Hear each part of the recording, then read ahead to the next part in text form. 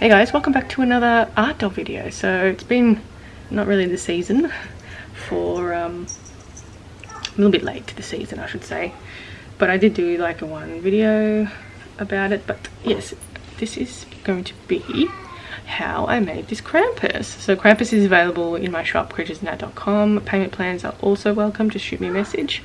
There's a small adult.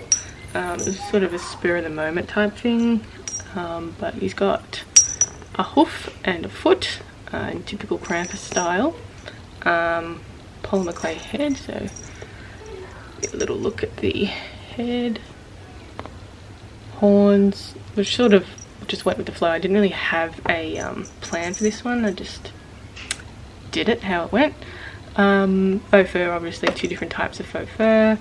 He is posable, he does stand on two legs, but he would benefit from a doll stand just because of that hoof. It doesn't offer the greatest balance. If it had 2 feet it would be good, but the hoof is just like a small round thing, so would benefit from a doll stand. I also made a couple of props for it, so I've got just like the cane with a bell on it, so that fits snugly in his hand. And I also have done a little basket backpack thing that you can put on there, so he sort of carries it like that. I also have a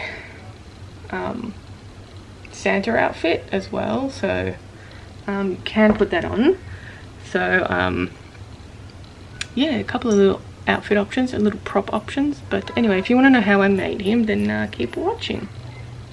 Okay, so I'm starting off by painting some glass eyes. I didn't go for a pupil this time, I just went for a straight white eye with a little bit of sparkle in it. So I'm using some little white sparkly paint by Lumiere Jacquard, and I'm just basically painting the back of the capuchon. So I use glass capuchons for my eyes. They have a flat back. Sometimes I paint them, sometimes I print them, sometimes I have already made ones. But for this instance, I wanted to have just a plain white one, so I just went for a plain white paint.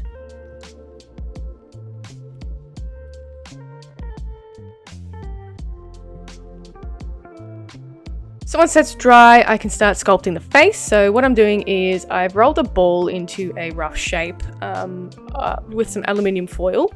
So this core basically acts like a skull, so and then I cover it with a layer of Sculpey. So I'm using Sculpey Original here.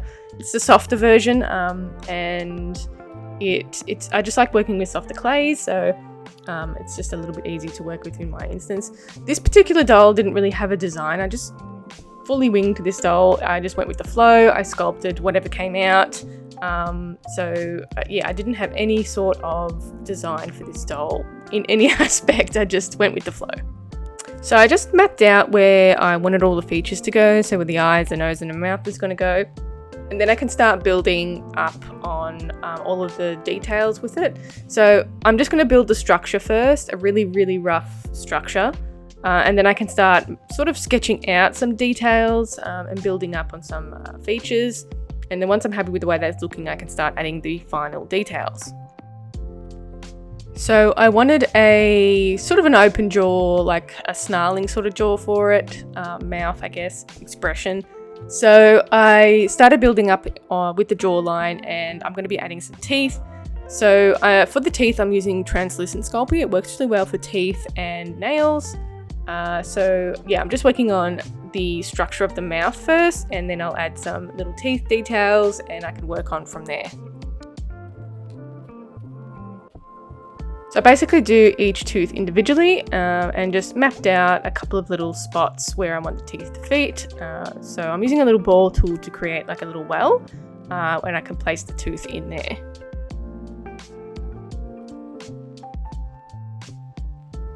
Then I could start doing the lip area. I sort of, again, I'm winging it here. So I just basically rolled out a little worm and just made a lip area, which I'm going to then blend into the rest of the head and just add a little bit of detailing too. So I normally do this with most of my animal dolls. I do the lips like this, so I thought I'll do it this way and see how it turns out.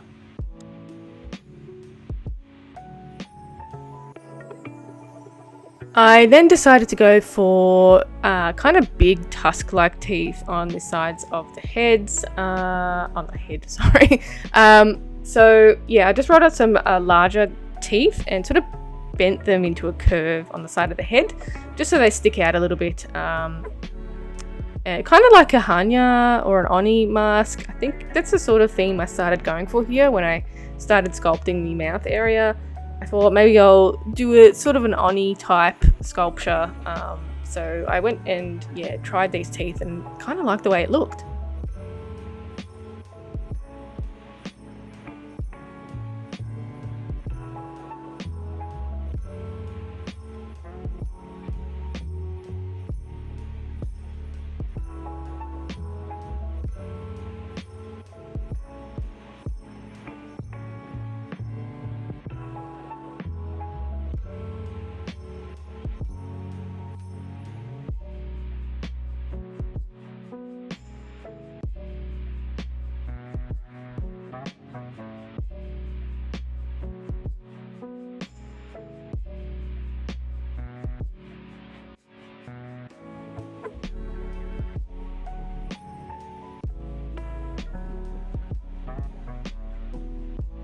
Then I can start building up the nose area. So I'm going to do quite a pronounced nose here. I like a schnoz. So I basically just quickly shaped it into a rough nose and then put it on to the head. And then I can start refining the nostrils and everything. So it all comes together once it's been put on the head. So I wasn't kind of sure when I put it on there. I was a bit iffy about the nose, but after sort of refining it a little bit, I think it works really well for the head.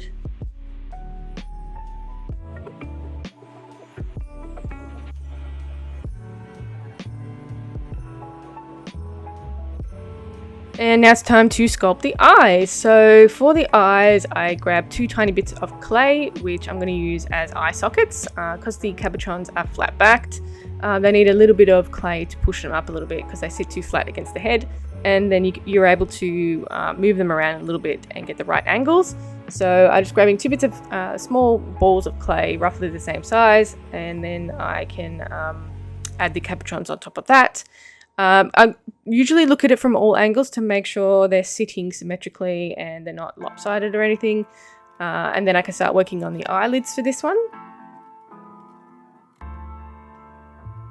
So for the eyelids, I just basically roll out a snake of clay again and just curl it around, shaping like the eye waterline, I guess, and trying to get a shape of the eyelids and a look that I want in the eyes.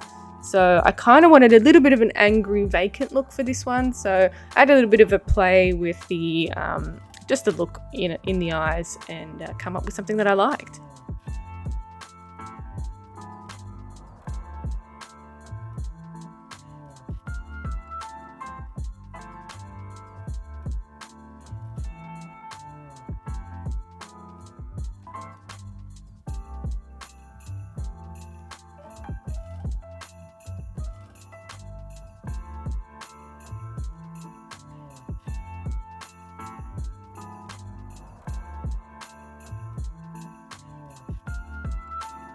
Then I can start working on the brow line. So again, I wanted a pretty pronounced brow. So I went for thicker snakes and did that brow really pronounced and angry. So, and just sort of blended it in a little bit.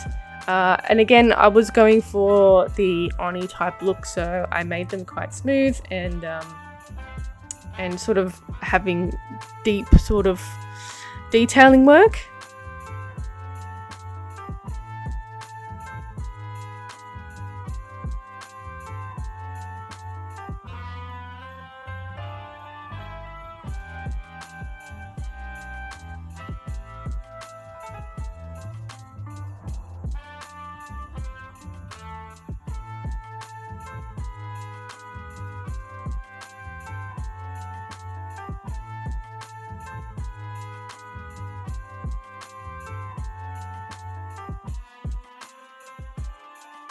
Once I'm happy with that, I can start building on the rest of the head. So I'm going to bulk it out a little bit. I am going to add horns to this one. So I need the head to be bulked out first before I can add the horn detailing.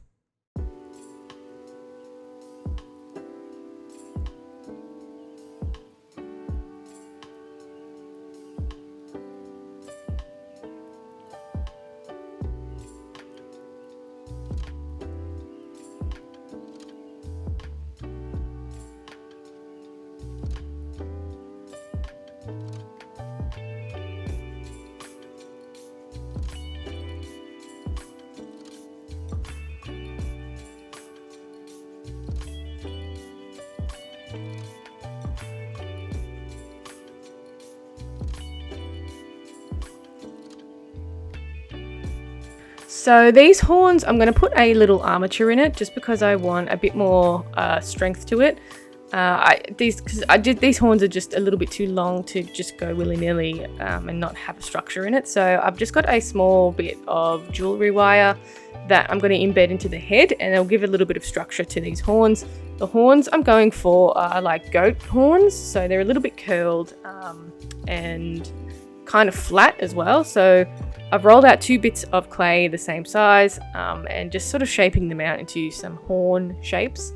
I'm then going to start sort of flattening it and making it look like a horn basically, and sort of turn it into a spiral before I put it onto the head, and then I can blend it into the head and let that bake.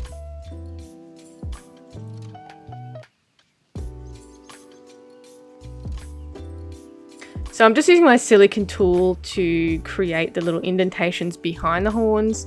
The silicone tools are really handy. I had a little test because I wanted to put some in my shop. So I was just doing a little bit of a test to see if they actually work. And I use it all the time. So I have a few packs here that I might put in my shop. Yeah, just let me know if you're interested in some of the tools that I use, because I have a little bit of stock here that I can put on in my shop. But anyway, so yeah, just doing the little antler detailing before I place it onto the head.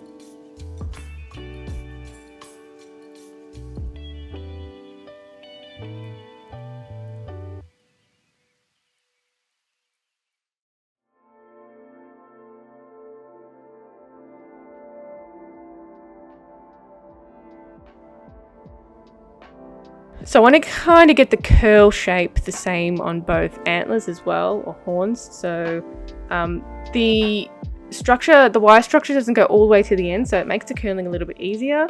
And I'm just going to blend it into the head, but I've got to make sure that it doesn't sort of fall off over time. So I don't want to leave the sculpture for too long, because polymer clay tends to start getting crumbly again once you leave it after you've started sculpting with it. So I don't want to leave it too long because it has a chance of falling off.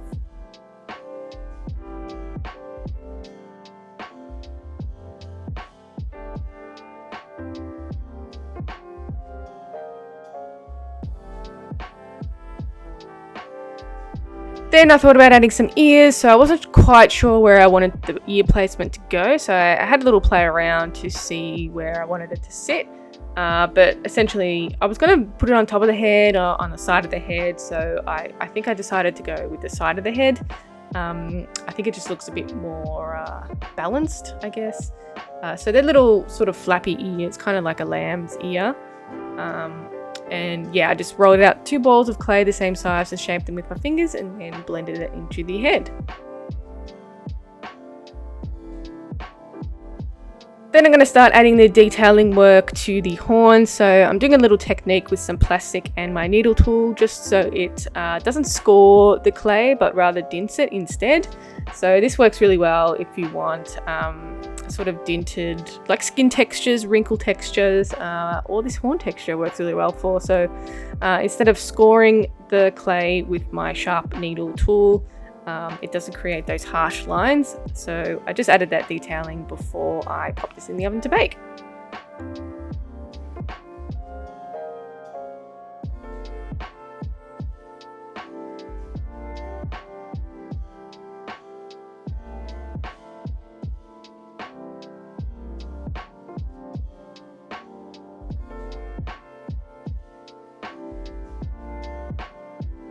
And just doing some finer little smoothing work using my silica tool, because I'm going to be painting this face. I want it to be nice and smooth and not so many lumps and bumps like I normally can get away with when I'm covering the face with faux fur. So spent a bit of time just smoothing out and making it all nice and finished before I put it in the oven.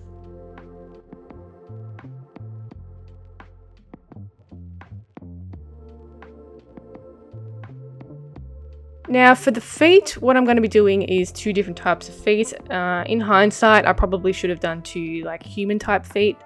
I think the balance would have turned out a bit better because it is a 2-legged doll, so it requires a little bit of fiddling around to stand, or you can use a doll stand, but I wanted to stay true to the mythology of it. So I did one hoof foot. Oh my god. hoof foot. So it's really simple to sculpt the hoof as well. You just basically roll a bowl and shape it into a rough hoof, and then add the little detailing with my silicone tool, add the toes with my needle tool, and hooves are really easy to sculpt.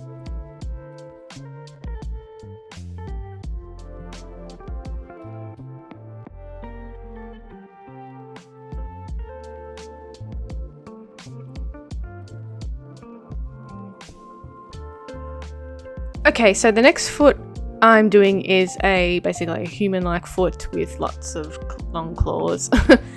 So basically I sculpted the same way as I sculpt all my other paws and feet, just mapping out a rough shape of the foot and then adding the toes individually. I find that works really well for sculpting feet.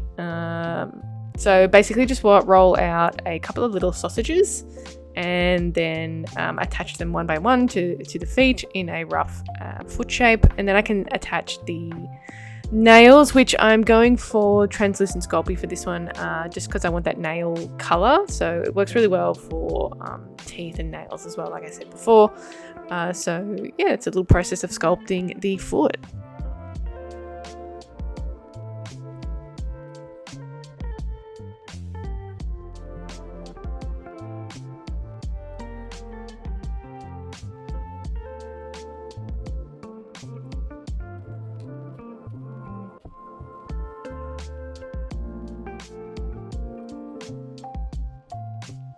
Now for the hands, it's pretty much the same deal, obviously longer fingers, just putting them on one by one. I've rolled out rough sized shapes of each finger just so I can work pretty efficiently when I'm sculpting this. For this one, I'm going to do long claws as well using the translucent Sculpey. I'm also going to do 2 different shaped hands, so basically sculpt them flat palmed to begin with. And then one I'm going to curl into a holding position because I'm going to make a couple of different props for it. And I want one hand to be able to hold some of the props. So mainly the staff that I'm going to make. So yeah, I just sculpted. I don't like sculpting hands. I'm not a big fan of it. But luckily these hands were quite small and a little bit different than human hands. So I didn't mind sculpting these ones. I kind of liked doing the nails on it and making it look a bit grotesque, I guess. But yeah, once these are baked, I can pop them all in the oven to be baked and then move on with the next process.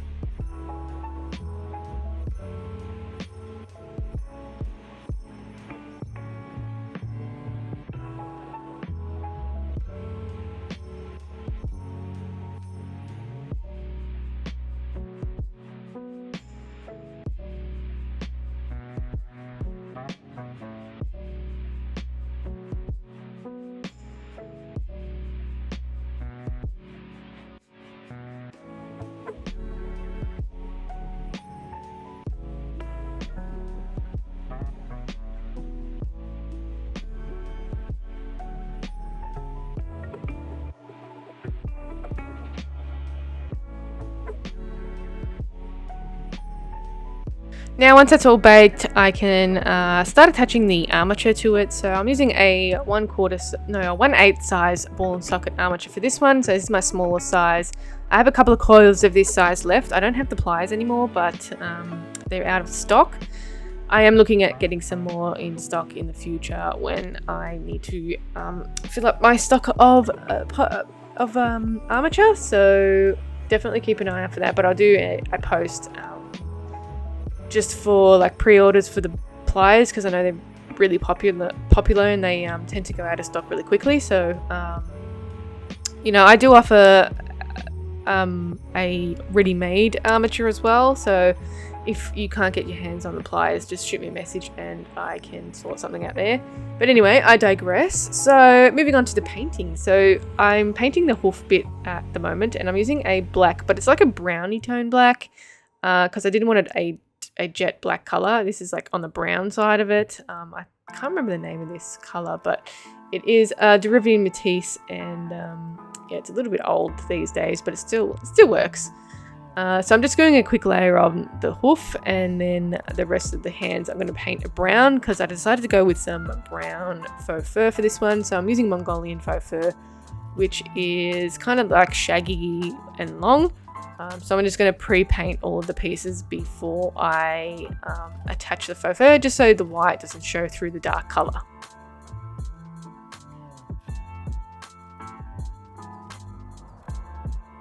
Now for the head, I'm doing a soft sort of pink colour. So I've mixed up a colour, just adding a little bit of yellow and a little bit of red to some white. Because I wanted to do it a sort of a pinkish colour. So I think this colour turned out alright. I'm going to do a couple of layers. A lot of fur is going to be attached to this head, so I don't need to go too overboard. It's just mainly like the middle part of the face that's going to show. So I'm just doing a really rough coat of that pink, and then I'll do another little coat of the of some brown just to bring out all the features and detail work.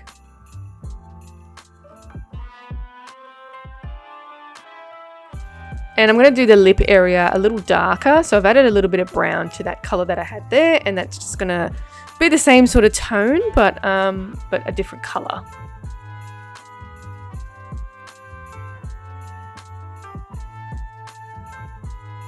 And then just going in with that brown wash, which I've watered down a little bit so it runs into all the little crevices.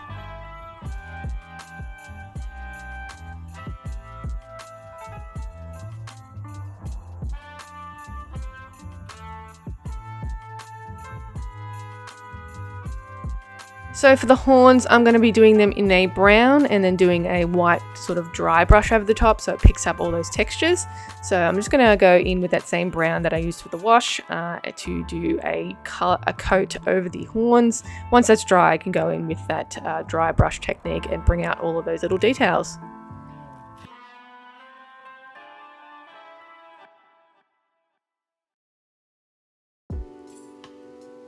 Right, now moving on to the armature. So like I said, I'm using that 1/8 size small ball and socket armature, and just using my pliers to snap them all together. And I've sort of winged this body as well. It's a smaller doll, so I didn't really want to make a big doll. So I'm just using some plus joints to create the armature. It is going to stand on 2 legs. It is a 2-legged doll, and I'm going to have a tail on it so the tail can provide some extra balance, but I think this doll would benefit from a doll stand, to be honest, just because of that hoof is like just a small little circle that has a small ground ratio. So yeah, I think I think the hoof was necessary, but yeah, it just needs a little help standing.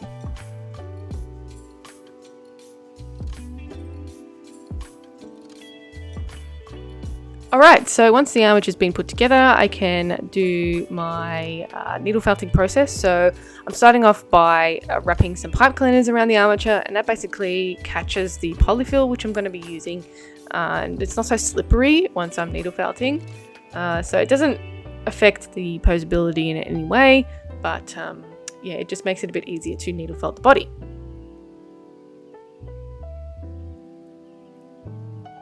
So for the needle felting, I'm using polyfill, which is like a cushion stuffing. It works really well for needle felting bodies that is going to be covered in fabric. Otherwise, if you're needle felting normally, you would use alpaca fiber, so it is quite a lot more expensive than using polyfill. But yeah, the polyfill works really well. It's just a little experiment that I tried and I found it worked really well. So I'm just going to do a quick layer of polyfill around the whole armature to begin with, and then I can start working on bulking up some areas and making some more of a muscle tone. I use a single needle for this as well. I find that works a little bit better than using the larger ones. It sort of gets stuck on the armature that's inside, so having the single one works a little bit better for this process.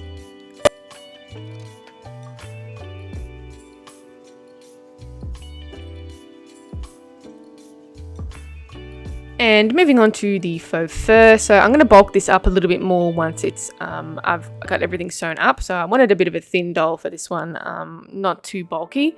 So for this fur, I'm using this Mongolian faux fur, like I mentioned before. It's in like a pretty dark brown color, so it's going to be the whole body, but for the neck area I'm going to do like kind of like a mane, but I've got another Mongolian faux fur that's brown with like cream tips, so just to break up that brown a little bit and give it a little bit more color. So I'm starting off by sewing on the torso piece. So I'm going to cut out a pretty basic rough shape, which I'm going to pin together and then sew it up using a ladder stitch. And I don't have any patterns for any of my work anymore. I used to, but not so much anymore. I just sort of wing it and just do a kind of like a skin over the top of the arm of the muscle tone.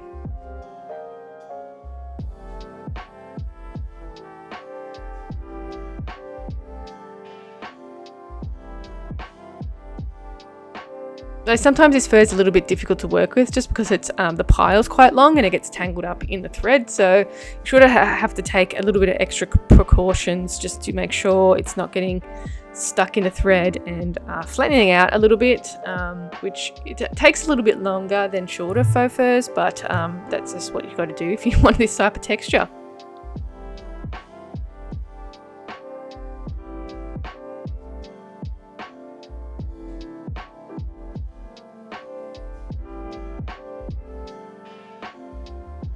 Alright, so once that's sewn up, I can then start sewing all the limbs on, so the arms and the legs, and then I'll do the neck area and the tail as well. So the same sort of process, just cutting out a conformed shape to the part, and then sewing it up using a ladder stitch. I'm using black for this one so you can't see the seam line. And a good quality thread, which is Gutermann, because you need a bit of tension when you're doing the ladder stitch, and the cheapest threads tend to snap.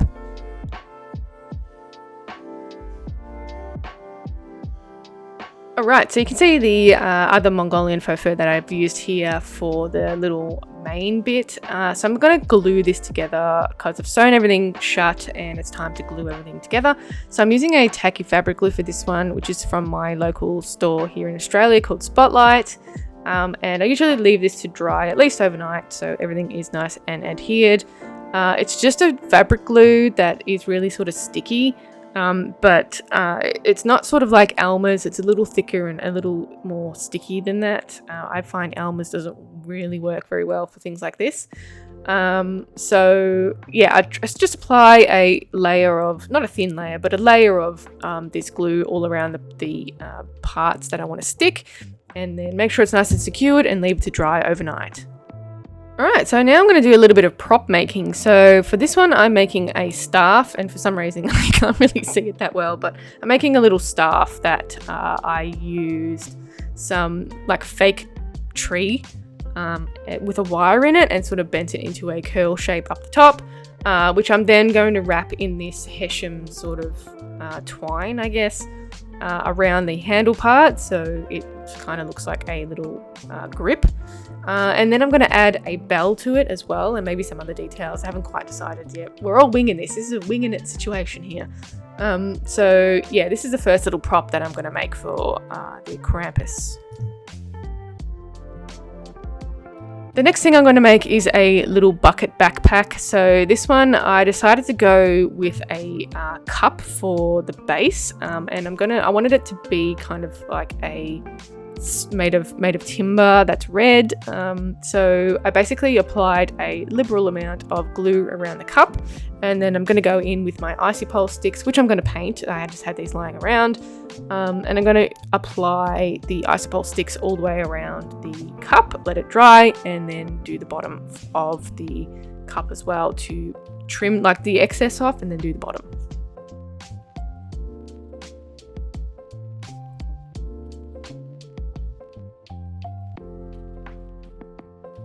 And again, this was a total experiment. I tied the bottom shut and put a cup on top so it is all the same size. Gonna leave it to dry overnight and come back to do the bottom and trim everything so accordingly. So after I've done that and trimmed everything, I can start painting it up. So I did a layer of white paint first, so we have a nice base to start with. And then I'm going in with some Derivative Matisse, this nice red paint. It's a really nice paint actually. A scarlet red I think it is, and just doing a liberal amount of painting over this entire thing. And then I'm going to line the inside of this with a little bit of red felt, just so it's nice and clean and actually looks like a backpack.